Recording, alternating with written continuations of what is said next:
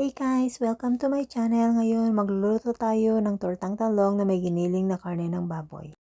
So una, pakuluan natin ang talong, lutuin natin siya sa boiling water o kaya pwede rin siyang iihaw. Kaya lang niluto ko siya sa boiling water guys kasi wala kaming pang-ihawan dito ngayon. So habang niluluto ang talong, isa lang naman natin ang palayok and then ilagay natin ang mantika at saka butter guys. So, habang nilalagay natin ang mantika at butter, hayaan natin siyang uminit ng konti. Then, ilagay natin ang sibuyas. Halu-haluin guys. Hanggang sa mag-brown siya.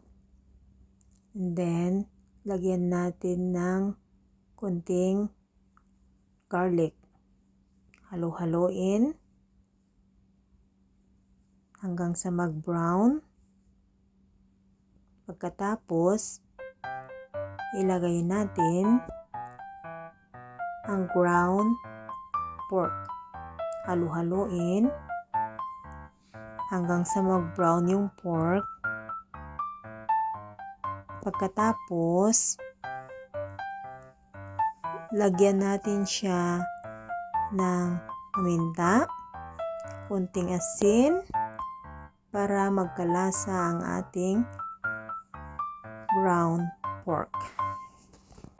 So pagkatapos maluto ang pork guys, kumuha tayo ng itlog, halu-haluin.